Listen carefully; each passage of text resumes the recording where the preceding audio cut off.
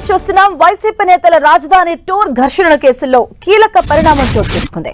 YCP నేతల పర్యటనలో rowdy షీటర్లు పాల్గొన్నట్టుగా పోలీసులు గుర్తించారు. గతంలో టీడీపీ కార్యాలయంపై దాడి చేసిన వారే నిన్న రైతులపై దాడి, కవ్వింపు చర్యల్లో పాల్గొన్నట్టుగా పోలీసులు గుర్తించినట్టుగా తెలుస్తుంది. పోలీస్ కానిస్టేబుల్ పై దాడి వెనుక కూడా ఆ బ్యాచ్ ఉన్నట్టుగా పోలీసులు అనుమానిస్తున్నారు. ఇప్పటికే టీడీపీ ఆఫీస్ పై దాడికి పాల్పడిన చైతన్య నిన్న వైసీపీ నేతల వెంట ఉన్నట్లుగా పోలీసులు గుర్తించారు. ముందు రాళ్ల దాడికి పాల్పడి రైతులను రెచ్చగొట్టింది వైసీపీ వెంట వచ్చిన రౌడీ షీటర్లే పనే అనే కోణంలో పోలీసులు దర్యాప్తును ముమ్మరం చేసినట్లుగా సమాచారం.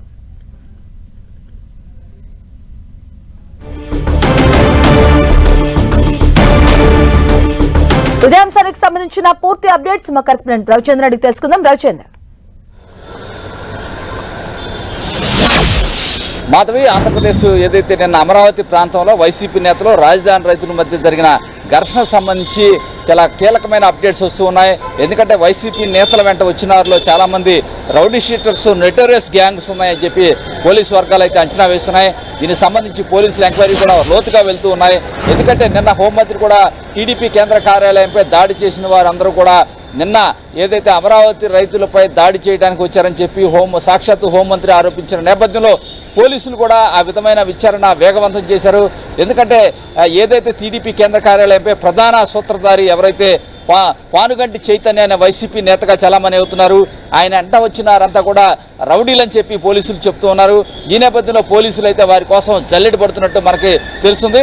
ఇప్పటికే నిన్న ఘటనకు సంబంధించి 3 కేసులు కూడా నమోదయ్యాయి. ఒక స్థానిక వ్యక్తి, పెనుమాకు చెందిన వ్యక్తి SC ST కేసు నమోదు చేయడం జరిగింది వైసీపీ నేతలపై. ఆయన ఇచ్చిన కంప్లైంట్పై FIR నమోదు చేశారు.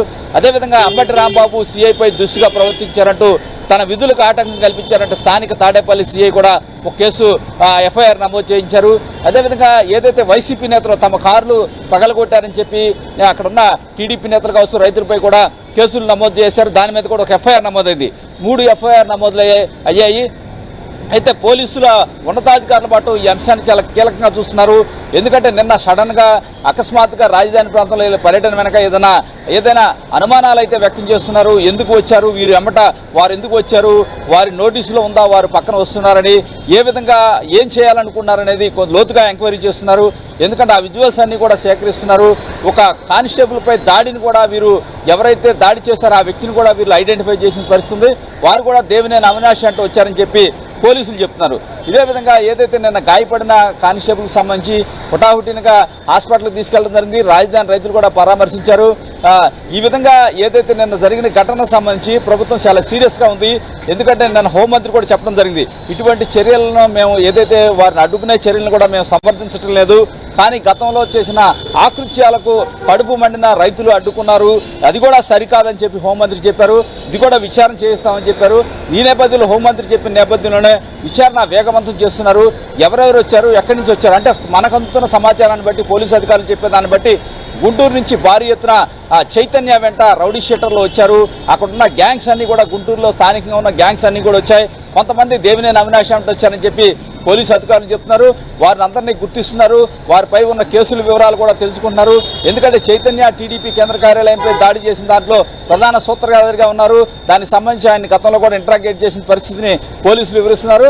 దీనిలో కూడా చాలా మంది పాల్గొన్న వారంతా కూడా అక్కడి నుంచి వచ్చారు. వారే కొంత దుందుడికి చర్యల ద్వారా రైతులను రెచ్చగొట్టారని పోలీసులు భావిస్తున్నారు. ఈ అంశాలకు సంబంధించి చాలా లోతైన దర్యాప్తు అయితే చేయాల్సిన అవసరం ఉందని ప్రభుత్వం భావిస్తుంది. పోలీసు అధికారులు కూడా ఎవరైతే బాధ్యులు ఉన్నారో వారిని ఎట్టి పరిస్థితిలో వదిలే సమస్య లేదు. ఎట్టి పరిస్థితుల్లో కూడా వారిపై కఠిన చర్యలు తీసుకుంటాం. ఎందుకంటే వైసీపీ నేతలు పరామర్శకి కొంచెం పర్వాలేదు, కానీ వారు వెళ్ళటంలో రాజ్యాంగం కల్పించిన హక్కు ప్రకారం. కానీ రౌడీ షీటర్లు ఎందుకు వచ్చారు, రౌడీ షీటర్లు రాజధాని రైతుల్ని రెచ్చగొట్టే విధంగా ఎందుకు వ్యవహరించారు, దీని వెనక ఏమైనా కుట్ర ఉందా అనేది కొంత పోలీసు అధికారులు అయితే అనుమానాలు వ్యక్తం చేస్తున్నారు. ఈ నేపథ్యంలో వారందరినీ అదుపులోకి తీసుకొని ఇంట్రాగేట్ చేయాలని కూడా నిర్ణయం తీసుకున్నారు. ఏది ఏమైనా ఈ అంశం మటుకు ప్రభుత్వం చాలా సీరియస్గా తీసుకుంటుంది. Right, thank you Ravichandra.